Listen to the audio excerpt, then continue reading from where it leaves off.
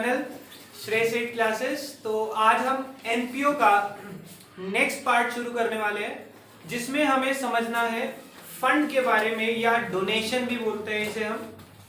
मैंने आपको पहले हिंट दिया था कि जब किसी एनपीओ या एनजीओ को डोनेशन मिलती है तो वो डोनेशन दो तरह की होती है बेटा। एक होती है जनरल डोनेशन और एक होती है specific donation.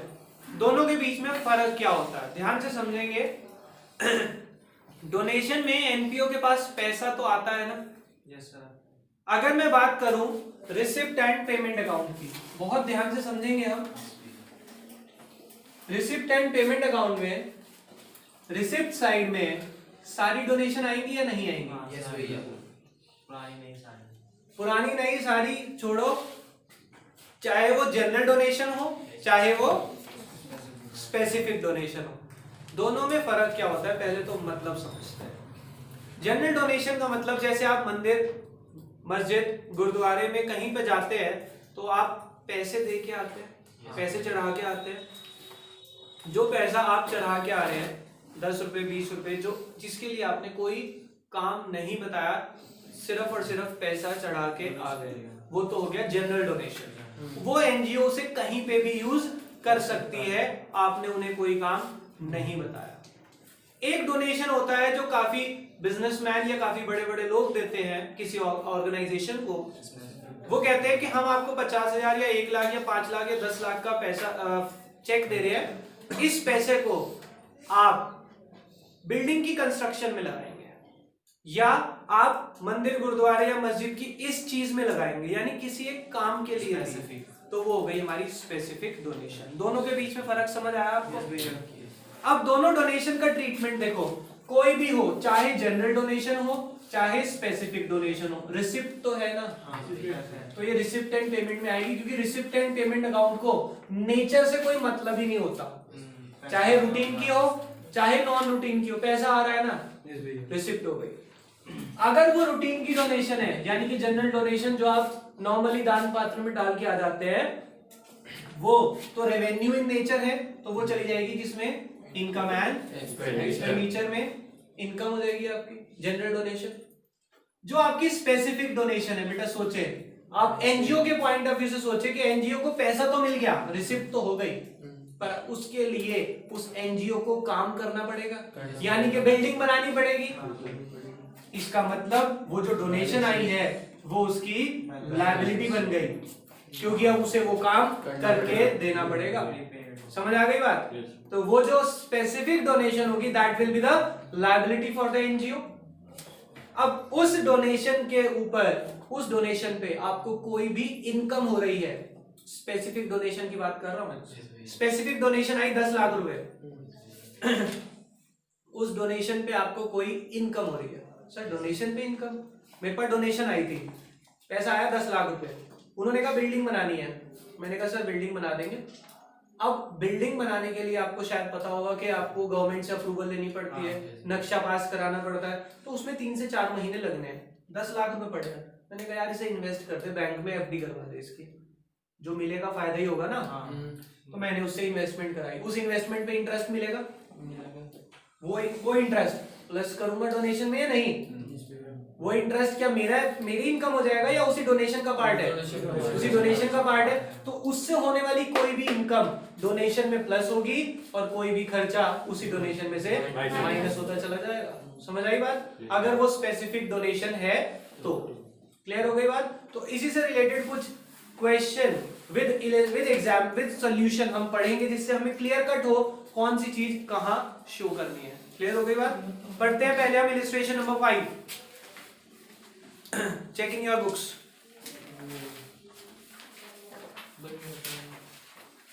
How are the following items are shown in the financial statement of NPO? कैसे शो करेंगे आप? सबसे पहले लिखा है टूर्नामेंट फंड।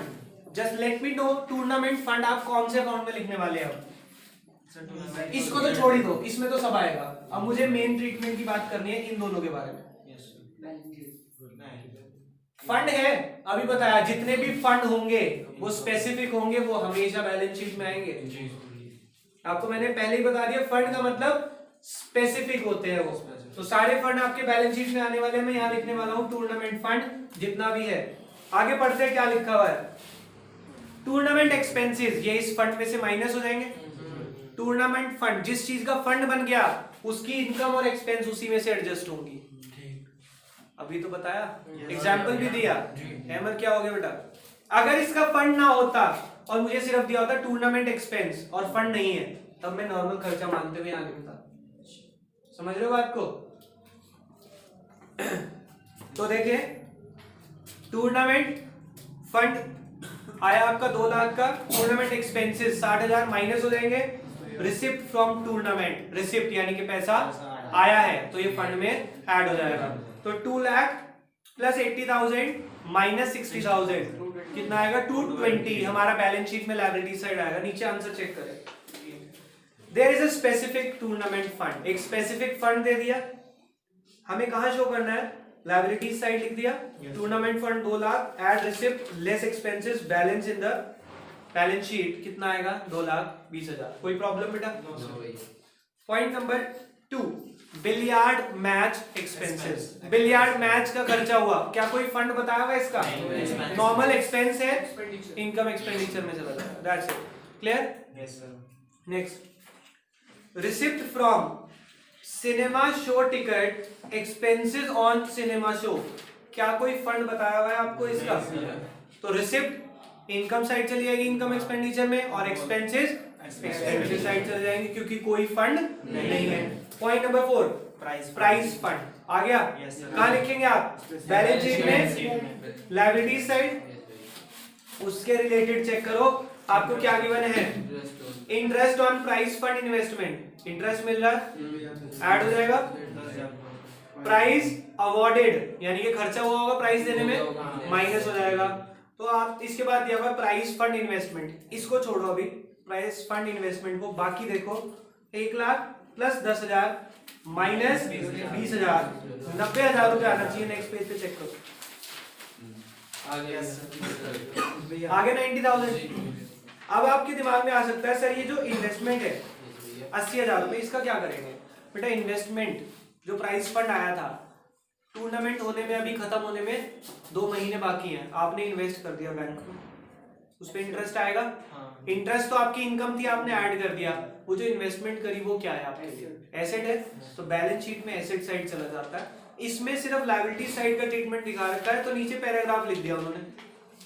कह रहे हैं प्राइस फंड में जो इंटरेस्ट कमाया वो उसमें ऐड हो जाएगा, और जो उसका इन्वेस्टमेंट है वो बैलेंस शीट में एसेट साइड चली जाएगी। इसका क्लियर कट केस है पॉइंट नंबर 5, उसमें दिखा रखा है सब कुछ, उसमें पूरी बैलेंस शीट बना के दिखा रखी है, तो हम उसके थ्रू समझते हैं। ठीक है। अब point number 5 I think old books में है नहीं, चेक करें या है? प्राइस फंड दिया हुआ है आपको, नहीं है। प्राइस फंड 80,000 पॉइंट नंबर 5 में। तो आप एक काम करें, जिसके पास पुरानी बुक है वो न्यू बुक्स के साथ शेयर करें, जिनके पास न्यू बुक्स है प्लीज शेयर। पीछे कितनी है बेटा? 3 है, आप सिंपल के पास एडजस्ट कर दो। पॉइंट नंबर 5, हमारे पास क्वेश्चन में दिया हुआ है प्राइस फंड, हमें इनकम और एक्सपेंडिचर और साथ में बैलेंस शीट बनानी है। प्राइस फंड कहाँ आएगा बेटा? Sir balance sheet price fund कितना है? 80,000। आगे बढ़ते हैं, क्या लिखा है प्राइस फंड के बाद? 10% price fund investment on 1 April is 80,000। Investment अभी बताया, कहाँ शो करेंगे आप? बैलेंस शीट में एसेट साइड, यहाँ पे आ जाएगा प्राइस फंड इन्वेस्टमेंट कितना? 80,000। क्या हो बेटा? 10% उसका नाम है कि उस पे इंटरेस्ट जो मिलेगा 10% मिलेगा जो इन्वेस्टमेंट करेंगे। आगे बढ़ते हैं, डोनेशन फॉर प्राइस फंड कितनी आई? 12,000, तो ये ऐड हो जाएगा। डोनेशन फॉर प्राइस फंड कितना? 12,000। Price awarded, price awarded, price awarded 14,000। आगे बढ़ते हैं, क्या लिखा है? Interest received. Interest received on 10% price fund investment 4000। ध्यान से सुनेंगे बेटा, प्राइस फंड में इन्वेस्टमेंट कितनी करी थी आपने? 80,000।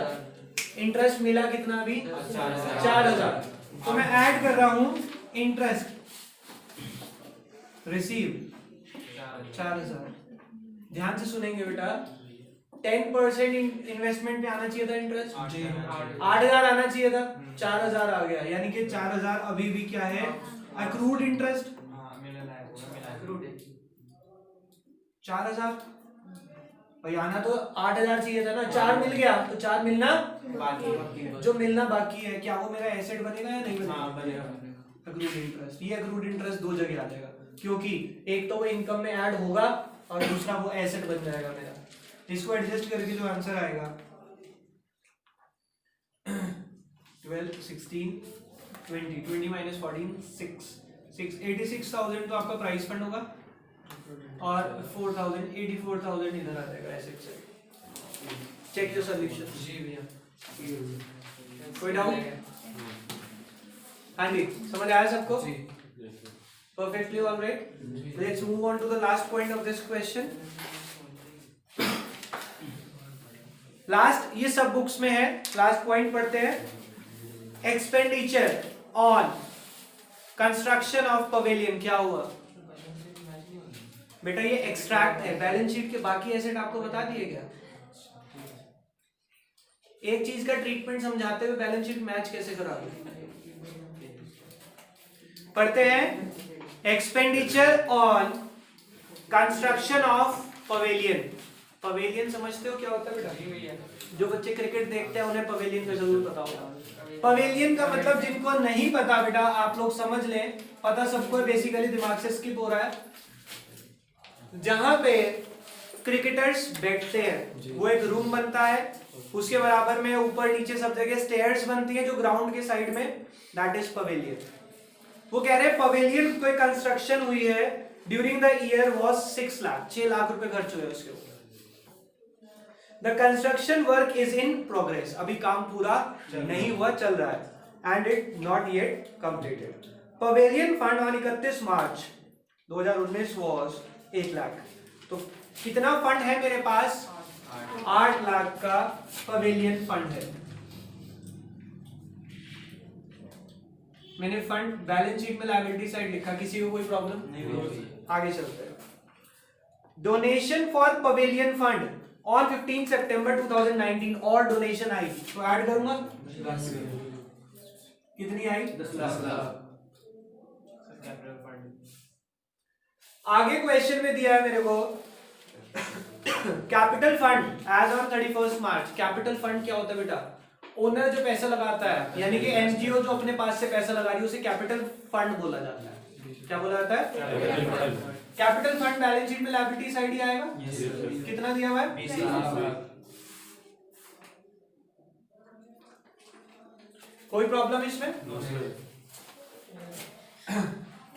18 लाख का फंड है हमारे पास। अब एक पॉइंट बहुत ध्यान से सुनेंगे बेटा।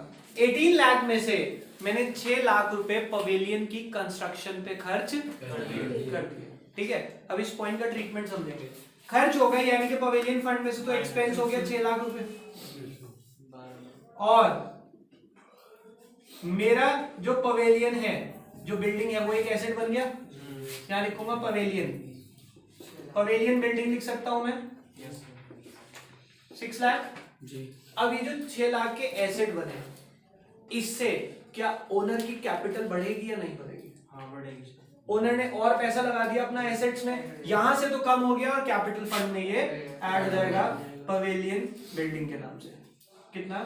6 लाख। तो जब भी किसी फंड में से पैसा निकल के कोई एसेट बनता है तो यहां से माइनस होगा, कैपिटल फंड में ऐड होगा और एक आपका एसेट बन जाएगा। कोई प्रॉब्लम इसमें किसी को? समझ आ गई बात? ये क्वेश्चन हमारा खत्म होता है। एक बार क्वेश्चन इलिस्ट्रेशन नंबर 6 पे आते हैं। अभी इलिस्ट्रेशन 6 को करेंगे, ये पॉइंट वहां पे रिपीट होगा, मुझे पता है कुछ बच्चों को लगा सर भैया एक बार और, तो वो अगले इलिस्ट्रेशन 6 में कवर होने वाला है। How will be the following items dealt while preparing balance sheet of Chennai club at 31 मार्च 2020।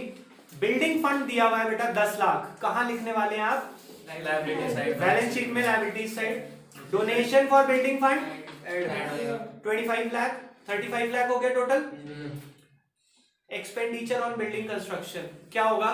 22, इसमें से माइनस कैपिटल फंड में प्लस और एक एसेट बन जाएगा। चेक करो नीचे इसका सोल्यूशन। बिल्डिंग फंड हेडिंग डली हुई है जी। ओपनिंग 10 प्लस डोनेशन 25, 35 हो गया। Transfer to capital fund, capital fund में चला गया 22 50 और उधर एसेट साइड चेक करो, बिल्डिंग WIP बन गई 22,50,000। कोई प्रॉब्लम नहीं भैया। आगे चलते हैं। नेक्स्ट क्या दिया हुआ है हमें? बिल्डिंग फंड के बाद टूर्नामेंट फंड कितना है? 15,000। लायबिलिटी साइड एक्सपेंसेस माइनस और टिकट्स की जो सेल है वो प्लस हो जाएगी। डोनेशन ऐड हो जाएगी, डोनेशन रिसीव्ड है ना, तो ये सब ऐड लेस करके नीचे चेक करो। Tournament fund opening plus donation plus cell proceed minus tournament expenses, total बाहर आ गया। Yes sir. अब लास्ट पॉइंट बहुत ध्यान से पढ़ेंगे, subscription received for annual dinner. बेटा इधर समझते हैं, सब्सक्रिप्शन जो होता है आप रिसिप्ट एंड पेमेंट अकाउंट में लिखते हैं, यहाँ पे लिखते हैं हम टू सब्सक्रिप्शन जी। ये अगला पिछला सारा होता है, इसमें से जो करंट ईयर का होता है वो यहाँ चला जाता है। अब अगर आपका कोई सब्सक्रिप्शन पूरे साल का एक साथ अभी आ गया, क्या वो आपके लिए लायबिलिटी बनेगा या नहीं बनेगा? सब्सक्रिप्शन वैसे तो मेरी रूटीन इनकम है, रूटीन में मेंबर्स दे रहे हैं, पर उन्होंने क्या करा, एक काम के लिए पूरा पैसा एक साथ दे दिया, सब्सक्रिप्शन दिया पूरे साल का डिनर के लिए। अब वो डिनर आपको कराना पड़ेगा या नहीं कराना पड़ेगा? क्या वो आपकी लायबिलिटी है? तो इसीलिए सब्सक्रिप्शन फॉर एनुअल डिनर एक लायबिलिटी बनेगी। 60,000 तो अभी दे दिया, कह रहे 10,000 अभी देना बाकी है, आउटस्टैंडिंग है। देखो subscription receive for annual dinner is 60,000 और आउटस्टैंडिंग सब्सक्रिप्शन इज 10,000। तो मैं यहाँ लिखूंगा, देखो बेटा सब्सक्रिप्शन 60 प्लस 70,000 की मेरी लायबिलिटी है, पर उसमें से 10,000 अभी मिलना बाकी है, तो वो मेरा एक एसेट बनेगा। Outstanding subscription for annual dinner 10,000। ठीक है, समझ आया ट्रीटमेंट? ये जो ट्रीटमेंट समझा रहा हूँ ना, लेंथी क्वेश्चन में ये सब आने वाले हैं, फिर बाद में मत कहना भैया ये सब्सक्रिप्शन ऐसा क्यों शो करा इन्होंने। समझ आ रही बात जी? लास्ट पॉइंट कैपिटल फंड, ये तो आपको पता है, यहाँ पे आगे इसमें जो एडलेस होने हैं वो सब होके आंसर आ जाएगा। क्वेश्चन समझ आया? नाउ योर होमवर्क इज, चलो कॉन्सेप्ट हमारा इतना ही है, इस वीडियो में हम इतना ही कवर अप करेंगे, बाकी जो कॉन्सेप्ट है हम नेक्स्ट वीडियो में कवर करते हैं। अभी के लिए फिलहाल बाय बाय।